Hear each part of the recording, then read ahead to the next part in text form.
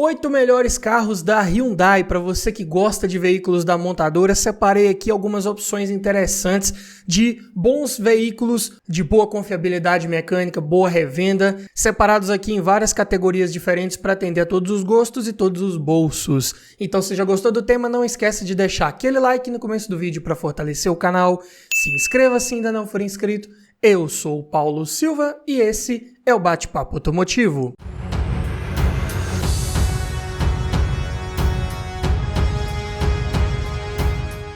E só para constar, todos os preços que eu disser nesse vídeo foram cotados em setembro de 2023, começando aqui por uma linha mais compacta.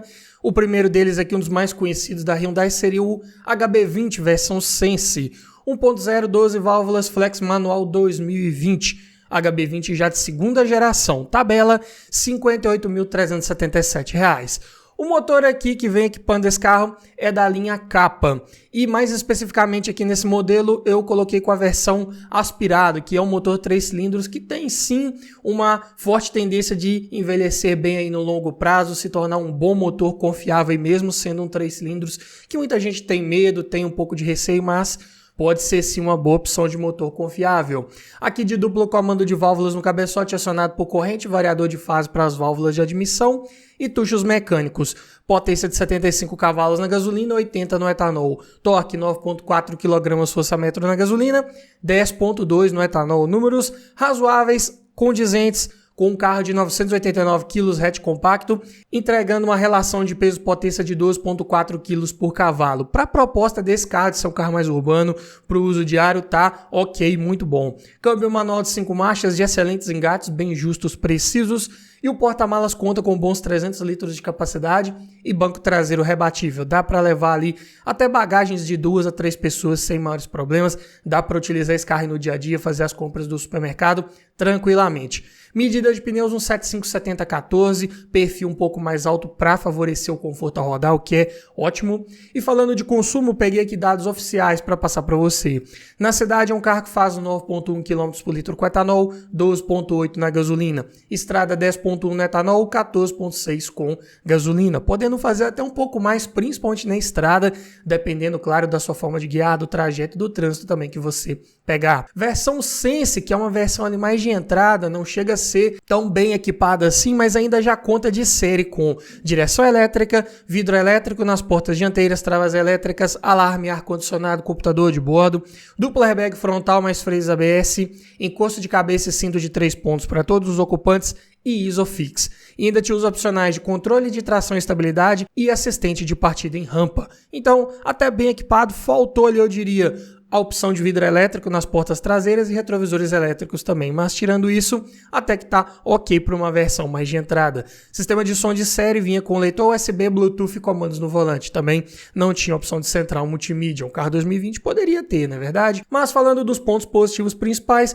motor confiável, resistente, sem maiores relatos de problemas crônicos, bem eficiente, então entrega bons números aí se tratando de 1.0 3 cilindros com um ótimo consumo de combustível, boa qualidade do acabamento interno, não chega a ser aquele soft touch, mas utiliza peças ali com bons encaixes, sem maiores rebarbas aparecendo, boa capacidade de porta-malas, ótimos engates do câmbio, bom isolamento acústico, carro de bom espaço interno para quem vai no banco traseiro, melhorou em relação à primeira geração do HB20, principalmente na questão da largura. Suspensão, ela é mais confortável, sem perder muito em estabilidade, o que também é legal. Por essas outras razões, é um carro valorizado de ótima revenda aí da sua categoria. Pontos de atenção, utiliza step de uso temporário. Falta também ajuste da coluna de direção em altura e profundidade, não tinha nem como opcional nessa versão. Visibilidade traseira não é das melhores, tem pouca área envidraçada, então atenção redobrada aí nas manobras que você precisar fazer.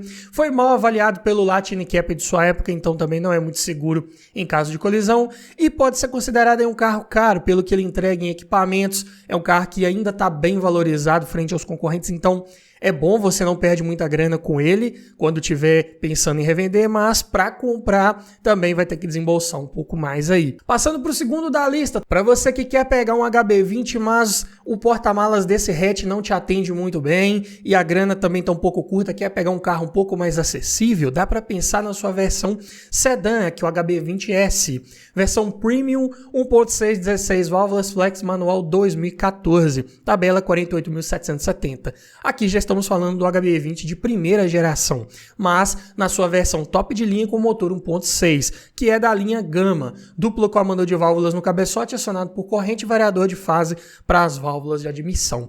Então a potência aqui já fica em 122 cavalos na gasolina, 128 no etanol, e torque de 16 kgfm na gasolina, 16,5 no etanol. Aqui são números excelentes para um carro de 1.057 kg, sedã compacto, relação de peso-potência já fica em 8,3 kg por cavalo. Aqui você vai ter um desempenho esplêndido aí em retomadas de velocidade, com certeza. Câmbio manual de 5 marchas, excelentes engates, como já falei.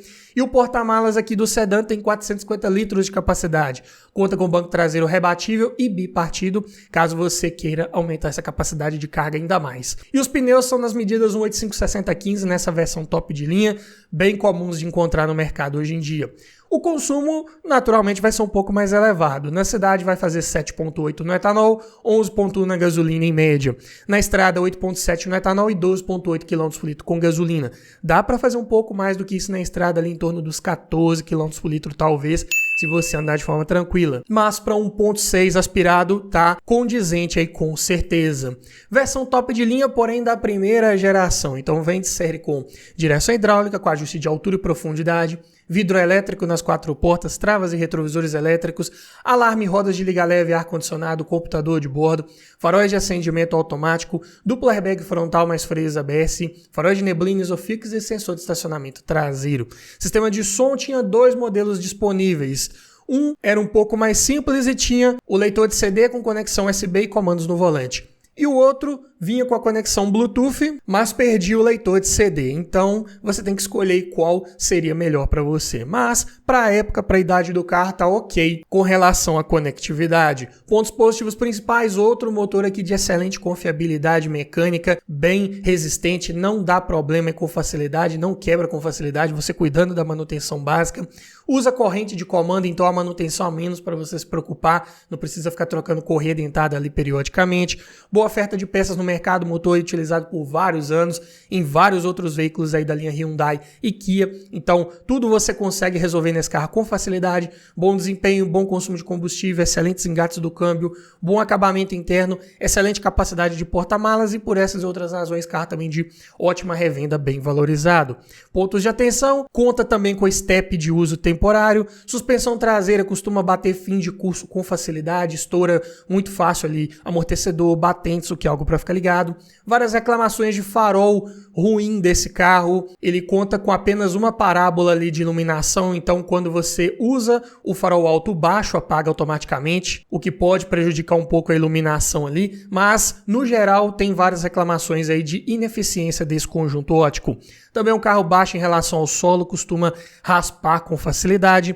Relatos frequentes de falha na boia de combustível que prejudica o marcador lá no quadro de instrumentos. E também outro carro considerado um pouco caro pelo que ele oferece. Passando para o terceiro da lista, pegando aqui uma melhor opção, um pouco de custo-benefício, pegando um carro de porte um pouco maior, dá para pensar no i30 GLS 2.0 16 válvulas, gasolina automático 2012, tabela R$ 43.843. Inclusive, já fiz uma avaliação completa desse carro, mostrei todos os detalhes internos, externos, levei esse carro para dar uma volta, fiz um teste de dirigibilidade nele bem bacana, vou deixar o link na descrição para você conferir ao final. Mas aqui o motor ele é da linha Beta, bem parecido com o utilizado na Tucson, de comando de válvulas duplo no cabeçote, acionado por correia dentada e variador de fase para as válvulas de admissão. Potência de 145 cavalos e torque de 19 kgfm aqui nesse monocombustível.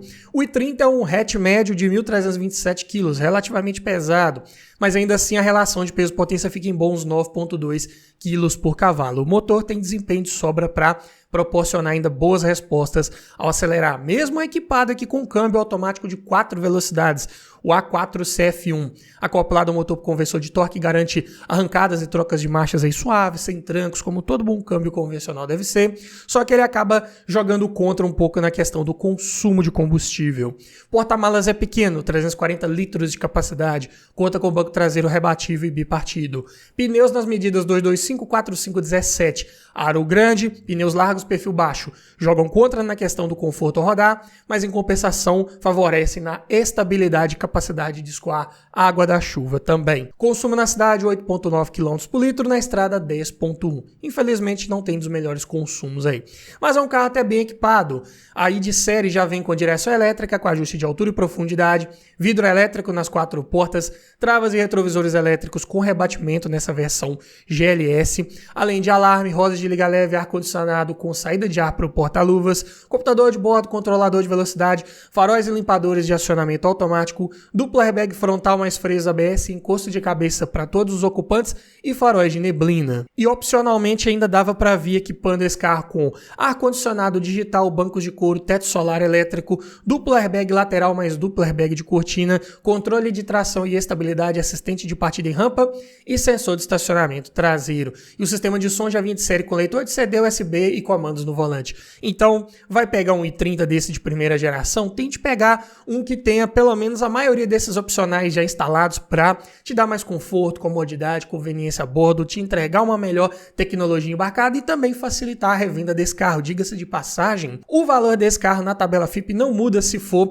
a versão mais completa ou não. Então, tente pegar o mais completinho possível aí. Pontos positivos: motor confiável, resistente, boa oferta de peças, motor que também utilizado aí por anos na linha Hyundai. Preços de peças na média, nada de muito exagerado para você manter no carro desse, bem próximo aí de outros da categoria. Câmbio automático bem confiável se você cuidar da troca do fluido aí dessa transmissão. Bom desempenho, ótimo acabamento interno, mostro isso em detalhes lá naquele vídeo que eu falei de avaliação. Além disso, boa lista de equipamentos, como eu disse, se você pegar com a maioria dos opcionais disponíveis. Bom espaço interno, excelente estabilidade também, é um carro que conta com suspensão multilink no eixo traseiro, favorece bastante a confiabilidade em curvas de alta velocidade e também, ao mesmo tempo, não perde muito no conforto, mesmo utilizando pneus de perfil um pouco mais baixo. Essa suspensão acaba contrabalanceando um pouco essa configuração. Mas é claro que, como pontos de atenção, esse carro tem alguns, né? Consumo de combustível elevado, é um carro baixo em relação ao solo, também raspa o fundo com facilidade. O step é de uso temporário, peças de acabamento aí sim podem ser um pouco mais caras, tanto partes internas quanto externas. É um carro que na época era mais visado para roubo, então o seguro também pode ser mais caro. Computador de bordo ele tem, mas marca naquela unidade de litros por 100 km, o que não é muito convencional aqui para o Brasil. Você tem que ficar fazendo aquela conversão a todo momento para saber quantos quilômetros por litro que esse carro está fazendo. E, como eu disse, pneus de perfil baixo são pneus que jogam contra na questão do conforto ao rodar, e naquelas medidas também que eu falei, geralmente vão ser pneus aí mais caros para você adquirir. Passando para o quarto da lista, já que eu citei a Tucson, aqui uma excelente opção de SUV médio num preço mais acessível comparado com vários concorrentes. Mas aqui vamos pegar uma um pouco mais nova, uma GLS 2.0 16 válvulas flex automática 2014, tabela 53.019. Claro que a Tucson você encontra ela mais antiga aí, 2005, 2006 aí, abaixo dos 30 mil reais, mas aqui vamos pegar uma versão um pouco mais nova para falarmos do motor beta, que é bem semelhante ao do i30, só que aqui ele já é flex, das Tucson de 2013 em diante. Então a potência já é de 142 cavalos na gasolina, 146 no etanol, e o torque de 19,1 kgfm na gasolina, 19,7 no etanol. A Tucson também é um carro mais pesado, 1.550 kg, então a relação de peso-potência fica ruim, 10,6 kg por cavalo. Infelizmente vai ser um carro de respostas um pouco mais lentas comparado, por exemplo, lá com o i30. E aqui também é equipado com câmbio automático de 4 velocidades, é o F4A42. também acoplado ao motor conversor de torque, câmbio bem confortável, bem suave nas trocas de marcha, mas joga contra na questão do desempenho e também do consumo de combustível.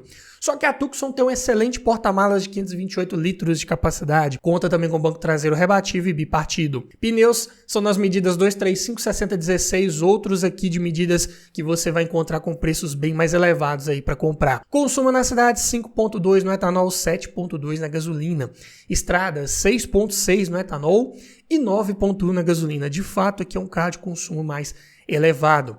Mas nessa versão GLS já vem de série com direção hidráulica, com ajuste de altura, vidro elétrico nas 4 portas, travas e retrovisores elétricos com rebatimento, alarme, rodas de liga leve, ar-condicionado digital, bancos de couro, controlador de velocidade, chave presencial, duplo airbag frontal mais freios ABS, encosto de cabeça para todos os ocupantes, farol de neblina e sensor de estacionamento traseiro. E o sistema de som aqui nessa 2014 já vinha de série com a central multimídia com CD, USB, Bluetooth e GPS integrado. Então já é uma Tucson mais completinha aqui para você pegar nesse ano de 2014. Digo que vale a pena também com relação a equipamentos. Motor confiável, resistente, câmbio também da mesma forma, se você cuidar bem dele, pegar um carro desse de boa procedência. Daí a importância de você fazer uma boa avaliação antes de fechar negócio, com critério, de forma técnica. E para te ajudar nessa hora, eu já fiz um e-book completinho com mais de 280 itens de tudo que você precisa observar em um carro e o que você precisa observar para cada um desses itens, para você garantir uma compra mais segura e aumentar muito as suas chances de levar um excelente veículo para sua garagem. Então, link na descrição para você conferir o nosso e-book.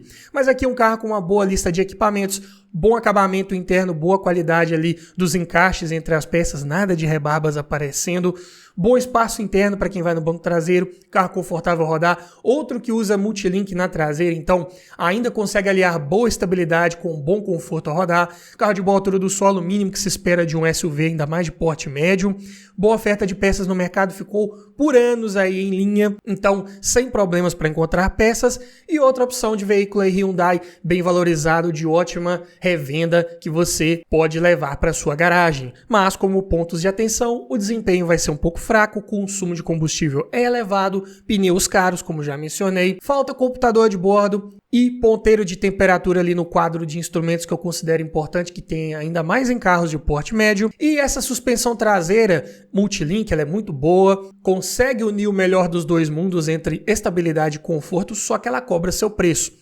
Da mesma forma como lá no i30, aqui também você tem que ter um cuidado extra com essa suspensão. Ela exige um alinhamento periódico preventivo. Além disso, você também, quando for dar uma manutenção corretiva, trocar buchas ali, pode preparar o bolso, porque são peças mais caras, geralmente usa buchas hidráulicas e em maior quantidade. Então, uma manutenção corretiva nesse sistema é um pouco mais caro, infelizmente. Mas passando aqui para o quinto da lista, para você que gosta da proposta da Tucson, mas que é um carro um pouco mais moderno, dá para pensar na sua segunda geração, que aqui nem é chamada de Tucson, e sim de iX35 GLS 2.0, 16 válvulas flex, automático 2014. Mesmo ano da primeira geração, para quem não sabe, Tucson e iX35 coexistiram no mercado aí entre os anos de 2012 e 2018 ali aproximadamente. A mais moderna veio com a intenção de aposentar a anterior, né? Só que a Tucson fazia ainda tanto sucesso nessa primeira geração que foi difícil, precisou de mais outra geração dela para poder aposentar. Mas aqui falando da iX35, segunda geração da Tucson, né? Aqui já é equipado com motor da linha NU, que também foi utilizado por vários anos em vários veículos da linha Kia e Hyundai. Duplo comando de válvulas no cabeçote, aqui já é acionado por corrente, e variador de fase para os dois comandos. Então a potência aqui desse 2.0 já salta para 169 cavalos na gasolina e 178 no etanol. E torque de 20 kgfm na gasolina e 21,5 no etanol para um carro de 1.500 kg. Olha só, ficou mais moderno e até um pouco mais leve. Ganhou muito mais potência, então a relação de peso-potência caiu para 8,4 kg por cavalo. Aqui sim, um SUV médio com um bom desempenho aí da Hyundai, com certeza.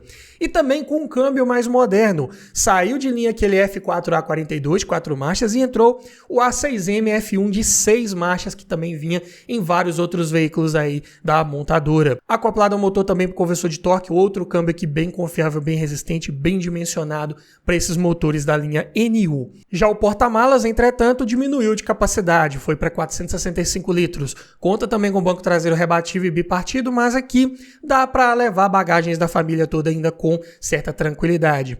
Os pneus agora são nas medidas 225, 5518, também pneus bem caros. E o consumo ficou praticamente a mesma coisa ali, dependendo da sua forma de guiar, talvez não vai notar muita diferença. Na cidade aqui, falando em dados oficiais, faz 6,1 no etanol e 8,8 km por litro com gasolina.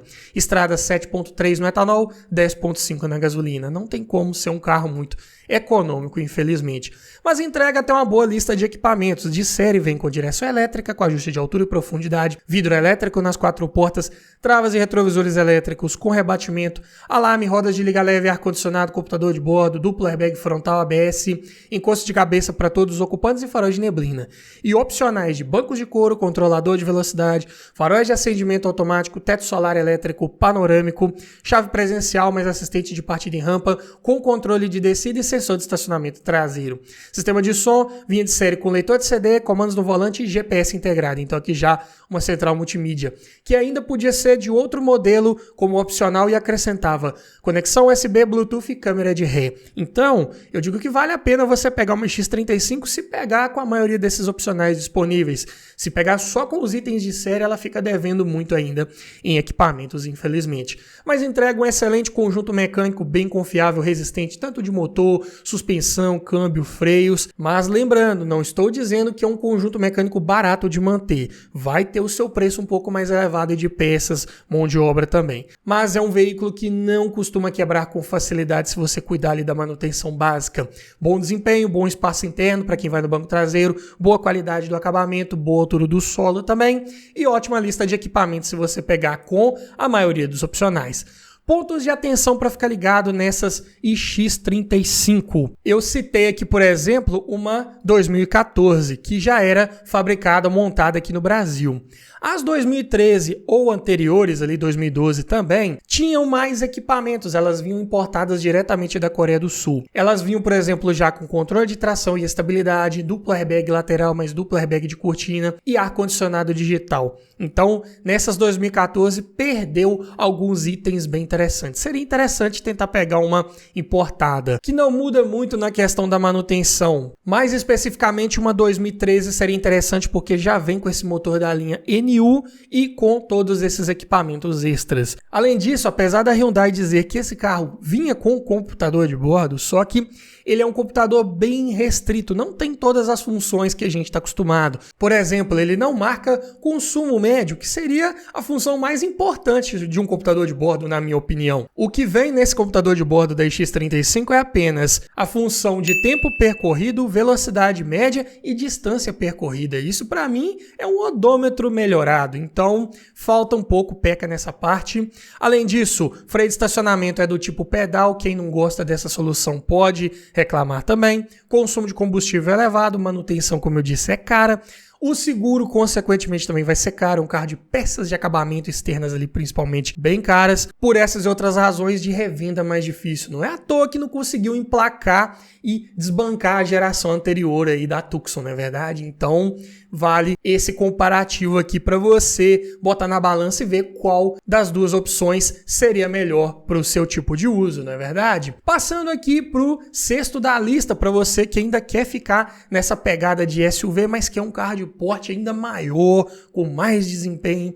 Dá para pensar aqui numa Gran Santa Fe 3.3 V6 gasolina automático 4x4 2013, tabela R$ 92.052. Aqui um carro de porte bem maior para você viajar com a família toda. Inclusive é um carro de 7 lugares, dá para levar mais pessoas ainda a bordo.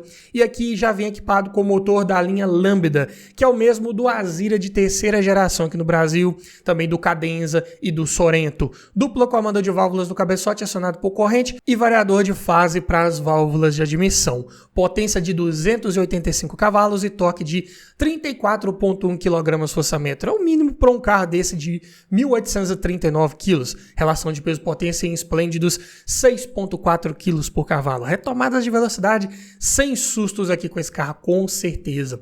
O câmbio é o A6LF1, que tem mais resistência ao torque de entrada, vinha mais bem dimensionado para esses motores V6 aí de Kia e Hyundai. Automático de 6 velocidades, acoplado a um motor conversor de torque e tração nas 4 rodas, então vale aquele cuidado extra, não só com a troca do fluido do câmbio, mas também de caixa de transferência e diferencial traseiro, como manda o manual do proprietário. O porta-malas, se você estiver utilizando a terceira fileira de banco, sobram apenas 120 litros, mas se você estiver levando 4 passageiros mais você 5 e puder rebater a fileira traseira, sobram 440 litros de capacidade para você levar bagagens. As 2 fileiras traseiras têm opção de rebatimento parcial ou total dos bancos e a intermediária ainda tem opção de reclinar esse encosto do banco. Então, muito bom na questão do conforto e versatilidade também. Medida de pneus 235 6018, prepare o bolso porque realmente esses pneus são bem caros. E o consumo também vai ser elevado, não tem como.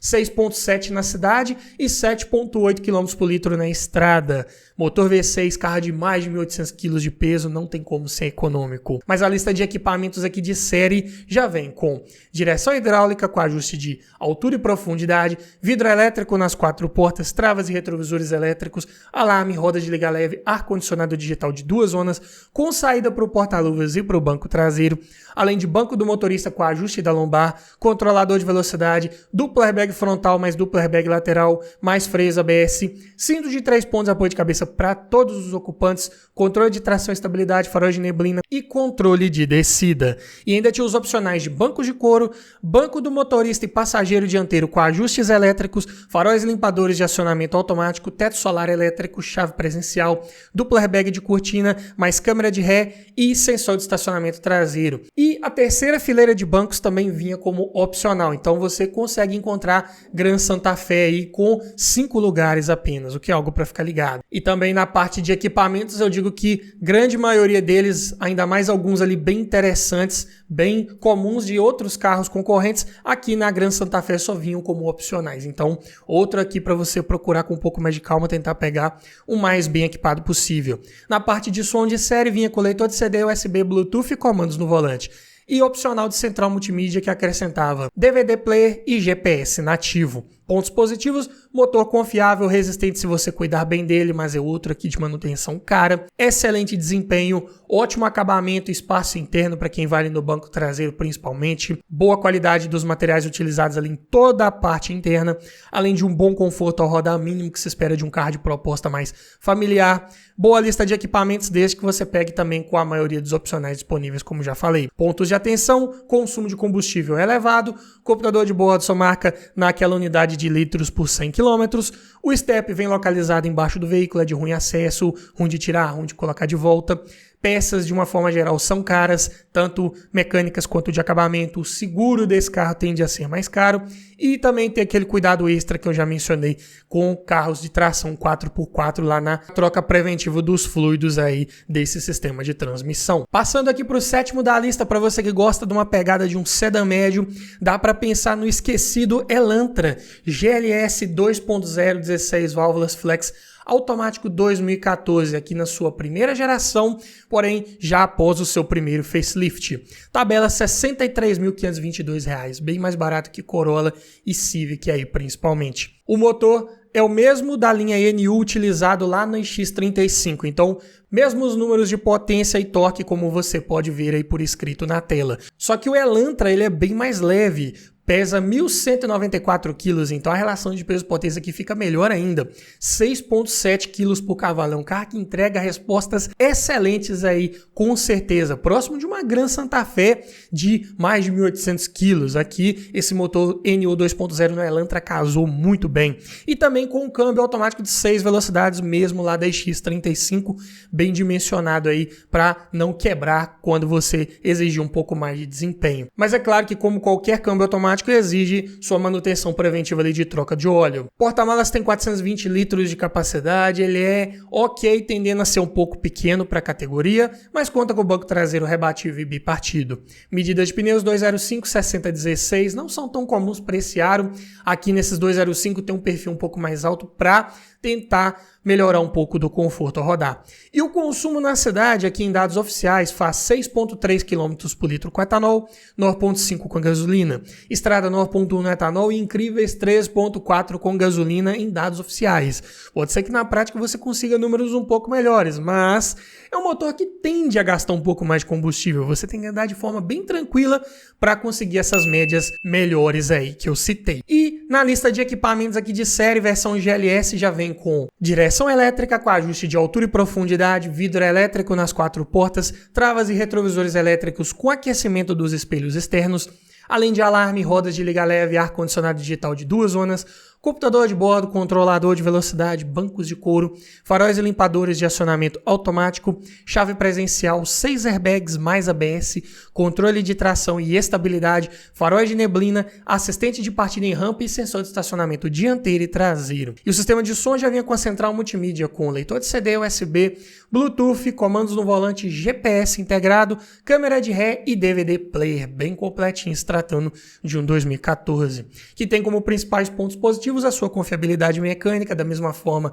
como eu falei lá na X35, excelente desempenho, consumo de combustível razoável, aceitável se tratando de um sedã médio 2.0 automático, câmbio automático também bem confiável se você cuidar bem dele, boa lista de equipamentos, ótimo espaço interno para quem vai no banco traseiro, excelente estabilidade, um carro plantado no chão ótimo para fazer curvas aí também, design mais arrojado, futurista, tanto na parte externa quanto interna, para quem gosta, curte essa pegada, pode ser uma excelente opção de veículo aí da categoria que também entrega um ótimo custo-benefício. Pontos de atenção, outro com computador de bordo que marca em litros por 100 km, vidro elétrico com one-touch só para o motorista, falta cinto de 3 pontos e apoio de cabeça para quem vai ali no meio do banco traseiro, não tem travamento automático das portas com o veículo em movimento, é um carro que tem pouca oferta de peças aí de acabamento, principalmente no mercado, vendeu pouco, não é um carro que ficou tanto tempo assim no mercado nessa primeira geração aí também, então tudo que você encontrar pode ser um pouco mais caro, era um carro avisado para roubo também, com isso o seguro fica mais elevado, de revenda difícil por essas e outras razões, é um carro que tem a tendência de se desvalorizar mais aí no médio e longo prazo, apesar de ainda não estar tão desvalorizado comparado com os principais concorrentes, mas ainda assim é um carro que tem a tendência a ficar mais complicado um pouco de manter aí num longo prazo. Mas passando para o oitavo da lista, para você que quer um sedã de porte maior ainda que esse Elantra, dá para pensar no Azira GLS 3.3, 24 válvulas V6, gasolina automático 2010. Tabela R$ 39.183. Para você que quer um sedã de porte grande, bom desempenho e quer gastar um pouco menos que no Elantra, aqui tem uma ótima opção já equipado com motor G6DB ou de código Lambda, mas aqui numa versão anterior um pouco comparado com o que eu falei lá da Gran Santa Fé, por exemplo. Mas o mesmo duplo comando de válvulas acionado por corrente e variador de fase para as válvulas de admissão. A potência aqui é de 245 cavalos e torque 31 kgfm, mas para um sedã grande de 1.640 kg é mais do que suficiente. Ainda entrega uma relação de peso-potência de 6,7 kg por cavalo, sem sustos aqui nas retomadas de velocidade e possíveis ultrapassagens que você queira fazer. O câmbio aqui é da linha F5A51, automático de 5 velocidades, acoplado também ao motor por conversor de torque, é um câmbio aí sem maiores relatos de quebras, defeitos e problemas crônicos. Porta-malas 469 litros de capacidade na média para a categoria, conta com o banco traseiro rebatível bipartido e a abertura da tampa ela é por aqueles braços, né, chamados de pescoço de ganso, só que eles têm um compartimento separado ali para eles. Então mesmo que você lote esse porta-malas de bagagens, você não vai correr o risco de danificar uma mala, nada disso aí com esse sistema de abertura. Pneus nas medidas 235, 5517, outros aqui bem caros também. Consumo na cidade 7,1 km por litro, na estrada 10,8 para um V6 sedã grande, mais de 1.600 kg de peso, câmbio automático, está num consumo até razoável. Lista de equipamentos de série vem com direção hidráulica, com ajuste de altura e profundidade, vidro elétrico nas 4 portas, travas e retrovisores elétricos com rebatimento, alarme, rodas de liga leve, ar-condicionado digital de 2 zonas com saída de ar para o banco traseiro, além de computador de bordo, bancos de couro, sendo que o do motorista tem ajustes elétricos, controlador de velocidade, faróis e limpadores de acionamento automático, 6 airbags mais ABS, encosto de cabeça e cinto de 3 pontos para todos os ocupantes, controle de tração e estabilidade, faróis de neblina e sensor de estacionamento traseiro. E, ainda como opcionais, esse carro podia vir equipado com teto solar elétrico, memória para o banco do motorista e faróis de xenon.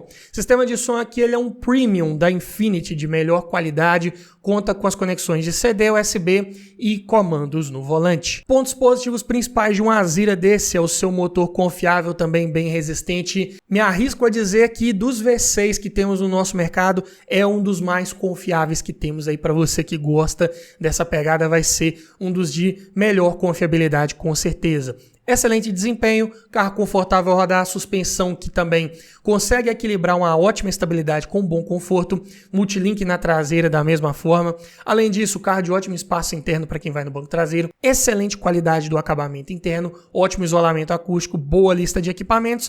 Por essas e outras razões, ótimo custo-benefício, um carro que entrega muito pelo valor que ele cobra frente aos seus concorrentes. Mas é um carro de manutenção cara, peças caras, tanto mecânicas quanto de acabamento. Seguro, se você conseguir fazer para um carro com mais de 10 anos de uso igual a esse, também vai ser mais caro. Consumo de combustível elevado, pneus de perfil baixo. Também é comum de ocorrer alguns probleminhas ali em acabamento, como forro de teto que costuma descolar com certa facilidade. Tampa do porta-copos costuma quebrar o mecanismo de abertura daquela tampa ali também com facilidade. O mecanismo da persiana do vidro traseiro, que esse carro também conta, costuma dar problema. É um carro grande, de dimensões externas maiores, exige um espaço maior para você fazer uma manobra, para você estacionar. E pode ser um carro também aí de revenda mais difícil.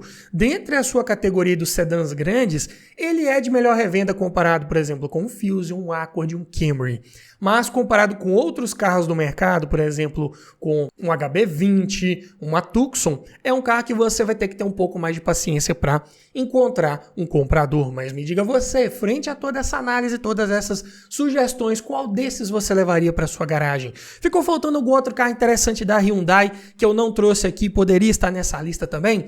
Deixa aqui nos comentários, quero ouvir a sua opinião, quero ouvir a sua sugestão. E se você gostou desse tipo de vídeo, eu vou deixar aqui no final uma playlist com vários vídeos nesse formato, de várias sugestões de veículos separados por categoria, por faixas de preço, por fabricante, como eu acabei de fazer aqui, para te ajudar a escolher o melhor carro para sua garagem. No mais é isso, obrigado por assistir, aquele abraço e até o próximo vídeo.